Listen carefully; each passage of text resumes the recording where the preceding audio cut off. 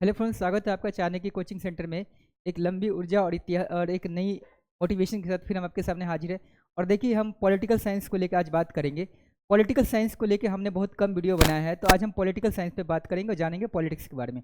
देखिए, राजनीति जो होता है, पॉलिटिक्स जिसको कहते हैं, पॉलिटिक्स अपना जो है सिस्टम के अकॉर्डिंग, अपना टाइम के अकॉर्डिंग बदलते रहता है। तो पॉलिटिक्स के बारे में जहाँ तक हम चर्चा करें और डिस्कस करें, तो हम देख पाएंगे कि पॉलिटिक्स में एक बहुत बड़ा क्रांति आया है। हम देख पा रहे हैं तमिलनाडु के पॉलिटिक्स में एक क्रांति आया है। एक रील वाला जो नेता था, रील का जो लीडर था, आज रियल में वो जो है सीएम बना है तमिलनाडु का। तो तमिलनाडु को आपको एक नया सीएम देखने को मिलेगा, जिसको बोलते हैं थालापति विजय। थालापति का मतलब होता है कमांडर, है ना। जिसको साउथ में कहा जाता है, तमिल लैंग्वेज में थालापति का मतलब होता है कमांडर। तो ये देखिए, कमांडर यहाँ पे हैं विजय थालापति, जो कि सीएम बन गए हैं तमिलनाडु को। ये वाला जो पूरा एरिया है, सदर्न वाला एरिया, ये तमिलनाडु वाला पार्ट है। तो तमिलनाडु का एक नया सीएम आपको देखने को मिल गया, जिसे बोलते हैं विजय थालापति, है ना। थालापति का मतलब ये होता है कमांडर, और विजय थालापति कमांडर, जिसको कमांडर क्या करता है, कमांडर लीडरशिप करता है, यानी कि लीडरशिप प्रदान करता है। तो ये हमारे हैं कमांडर विजय थालापति, ठीक है ना। देखिए, पॉलिटिक्स के बारे में अगर हम पढ़ रहे हैं, राजनीति के बारे में, तो अगर हम तमिलनाडु के पॉलिटिक्स के बारे में पढ़ें, आज हम देखेंगे तमिलनाडु का पॉलिटिक्स और तमिलनाडु का पॉलिटिक्स से बिहार का पॉलिटिक्स का क्या कनेक्शन है। और तमिलनाडु के जो एक्टर हैं, उनका बिहार के जो फिल्म के दौर में बॉलीवुड और तमिल का जो टॉलीवुड है, उसका क्या डिफरेंसेस है और क्या मायने हैं, उसको आज हम डिस्कस करेंगे और जानेंगे। देखिए दोस्तों, तमिलनाडु के पॉलिटिक्स में एक आया क्रांति। विजय थालापति, जो कि तमिलनाडु के पॉलिटिक्स में टीबी की पार्टी बना के फर्स्ट टाइम ये जो है यहाँ के सीएम बने हैं। और इनको सीएम बनने पे बहुत सारी यहाँ पे हम बधाई देना चाहते हैं। और देखिए, यहाँ पे कहना चाह रहे हैं कि पॉलिटिक्स में क्रांति आना चाहिए दोस्तों। पॉलिटिकल सिस्टम में क्रांति आते ही रहना चाहिए। देखिए, ये भारत का मैप है, और भारत का मैप ये वाला जो पूरा का पूरा एरिया है, इसको बोलते हैं नॉर्थ एरिया। आज हम पॉलिटिक्स के बारे में डिस्कस करेंगे। आज का हमारा टॉपिक रहेगा भारतीय राजनीति। भारतीय राजनीति, राजनीति, इंडियन पॉलिटिक्स, इंडियन पॉलिटिक्स, भारतीय राजनीति, इंडियन पॉलिटिक्स। देखिए, भारतीय राजनीति के बारे में हम डिस्कस करेंगे, इंडियन पॉलिटिक्स के बारे में डिस्कस करेंगे, इंडिया का पॉलिटिकल सिस्टम के बारे में जानेंगे और देखेंगे। भारत का जो राजनीति है, अगर हम देखें कि भारत का सबसे पहले राजनीति का शुरुआत कहाँ से हुआ, तो ये बिहार की धरती से हुआ। आइए ना, हमारा बिहार में इंडियन पॉलिटिक्स का शुरुआत जो है, भारतीय राजनीति का शुरुआत, भारतीय राजनीति का शुरुआत, राजनीति का शुरुआत बिहार की धरती से हुआ दोस्तों। शुरुआत बिहार की धरती से हुआ है, बिहार की धरती से। और आपको पता है कि सबसे पहले डेमोक्रेसी आया था बिहार में, लिच्छवियों के द्वारा लाया गया था। सबसे पहले जो डेमोक्रेसी आया था, फर्स्ट डेमोक्रेसी,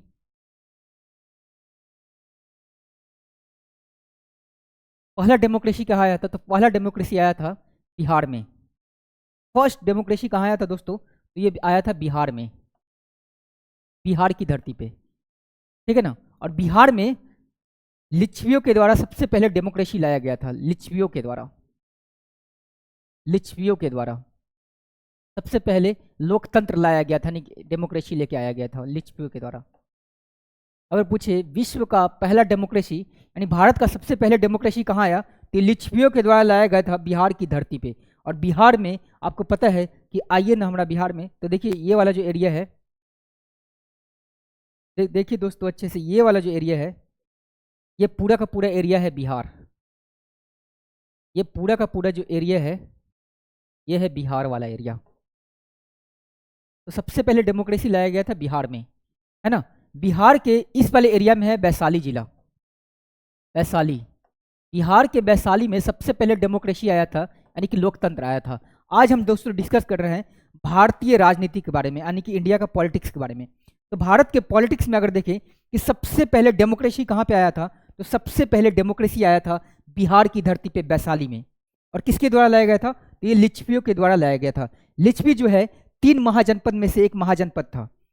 बिहार की धरती पे 3 महाजनपद था, जिसमें हम बात कर चुके हैं, मगध, लिच्छवी, वज्जी संघ के द्वारा, वज्जी संघ जो कि लिच्छवियों के द्वारा बसाया गया था, और तीसरा था अंग महाजनपद। तो सबसे पहले डेमोक्रेसी जो आया था, लोकतंत्र आया था, जिसको हम बोलते हैं उर्दू में जमहूरियत, ये जमहूरियत सबसे पहले कहाँ आया था? तो ये वैशाली की धरती पे आया था और लिच्छवियों के द्वारा लाया गया था। भारत की राजनीति में हम देखें, इंडियन पॉलिटिक्स में देखें कि सबसे पहले डेमोक्रेसी कहाँ आया था, तो सबसे पहले डेमोक्रेसी आया था वैशाली डिस्ट्रिक्ट में, वैशाली की धरती पे।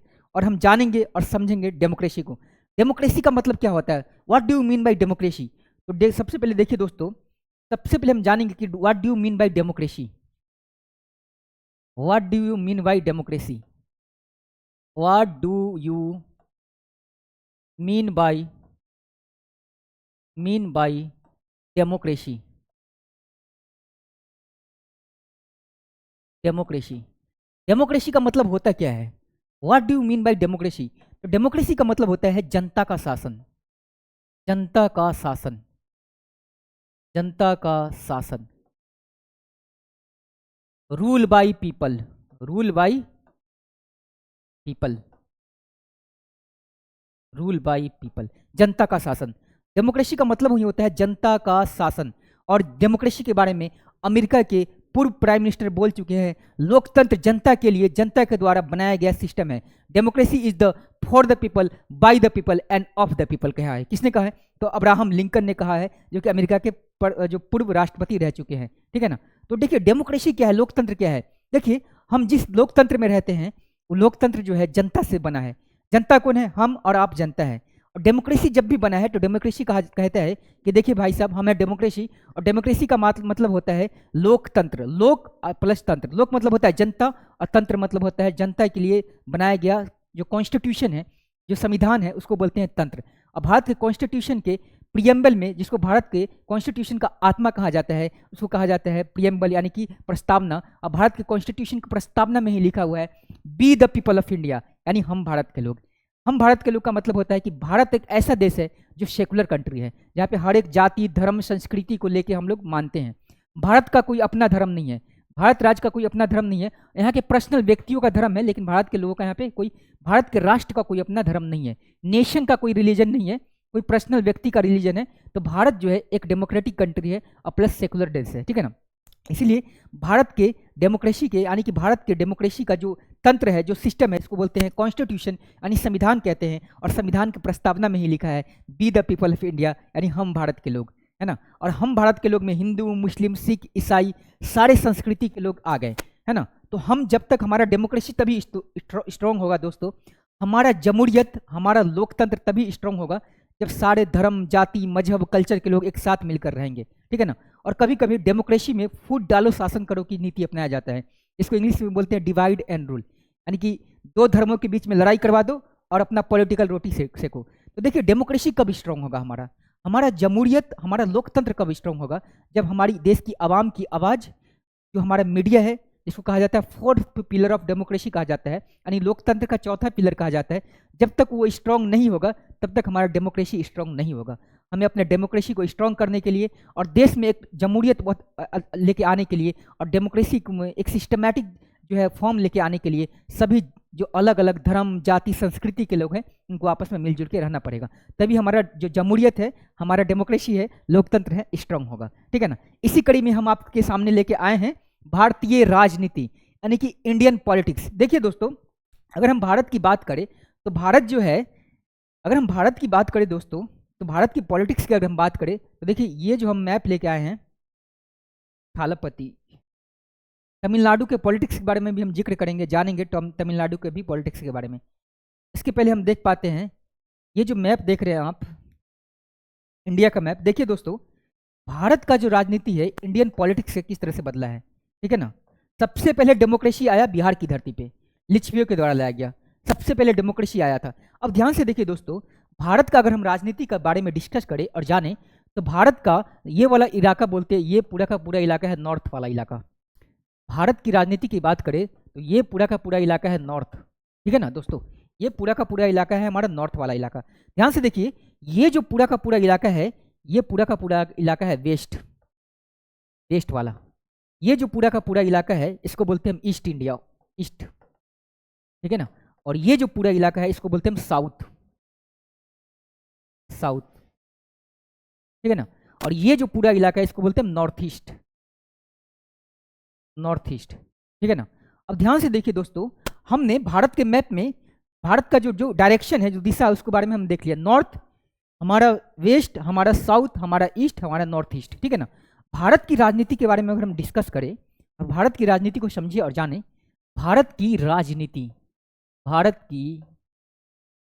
की राजनीति, राजनीति, politics of India, politics of India, यानी भारत की राजनीति। अब देखिए दोस्तों, भारत की अगर राजनीति के बारे में हम डिस्कस करें या जाने, तो भारत का राजनीति नॉर्थ में अगर जाते हैं तो नॉर्थ में जो ये वाला इलाका है आप देख पाते हो, इधर देखिए दोस्तों, ये जो पूरा इलाका है, ये लद्दाख, ये जम्मू कश्मीर, ठीक है ना, ये पूरा का पूरा हिमाचल प्रदेश HP, ठीक है, ये वाला जो इलाका है उत्तराखंड यूटी, ठीक है ना, ये पूरा का इलाका है पंजाब, ठीक है ना, और ये जो इलाका देख रहे हैं हमारी छोरी छोरों से कम है के हरियाणा, ठीक है ना।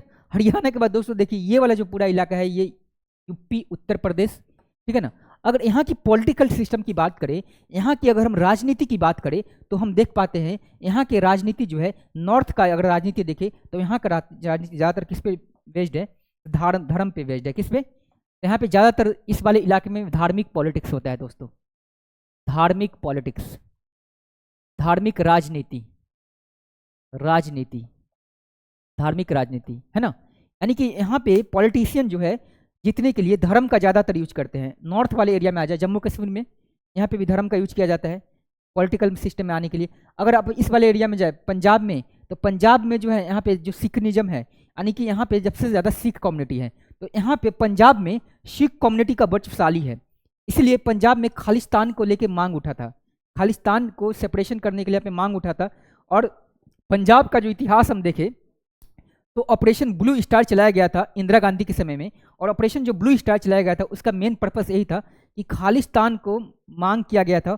और जो यहाँ पे भिंडी वाला थे, भिंडी वाले जो खालिस्तान की मांग को लीडरशिप कर रहे थे, है ना, तो उसी टाइम जो है पंजाब के अमृतसर का जो वहाँ पे जो गुरुद्वारा है उसमें ऑपरेशन ब्लू स्टार चलाया गया था, इंदिरा गांधी जी का सरकार था। और उसी ब्लू स्टार की वजह से जो है ना यहाँ पे खालिस्तान का जो सपोर्टर थे उनके सेपरेशन हुआ। और इसी कारण वजह से जो इंदिरा गांधी का जो कह सकते हैं एक तरह से एसोसिनेशन हुआ था। तो इसके पीछे रीजन क्या था? रीजन यही था कि पंजाब वाला जो एरिया जो है ये सिख कम्युनिटी का है, और खालिस्तान का जो मतलब होता है, खालिस्तान जो है एक सेपरेशन कह रहा है कि हमें जो है एक अलग से देश बना के दिया जाए, यानी कि पंजाब वाला जो इलाका है इसको काट के एक अलग देश बना दिया जाए और इसका नाम रखा जाए खालिस्तान रखा जाए, ठीक है ना। तो इस तरह का यहाँ पे पॉलिटिक्स हो रहा है। अब देखिए दोस्तों और जानिए और समझिए कि जो पंजाब वाला एरिया है और पंजाब के इस वाले एरिया में हम अगर आ जाए, इस वाले एरिया में यानी कि हिमाचल प्रदेश, तो हिमाचल प्रदेश जो है पहाड़ी इलाका है और ये जो है यहाँ पे धार्मिक पॉलिटिक्स बहुत ज़्यादा इन्फ्लुएंस में है। अगर हम बात करें उत्तराखंड में, तो उत्तराखंड को देवों की भूमि कहा जाता है और इस वाले एरिया में भी धार्मिक पॉलिटिक्स बहुत ज़्यादा होता है। ओवरऑल अगर हम बात करें, अगर हम बात करें तो नॉर्थ इंडिया जो है जाना जाता है अपने धार्मिक राजनीति के लिए, यानी कि रिलीजियस पॉलिटिक्स के लिए जाना जाता है, ठीक है ना। अगर हम वेस्ट इंडिया में आए, अगर हम इस वाले इलाके में आए, तो ध्यान से देखिए दोस्तों, ये वाला जो इलाका है पूरा का पूरा वेस्ट वाला पार्ट, ये जो आप देख पाते हैं राजस्थान, ये पूरा का इलाका है गुजरात, ठीक है ना, और ये पूरा का पूरा इलाका है महाराष्ट्र, ठीक है ना।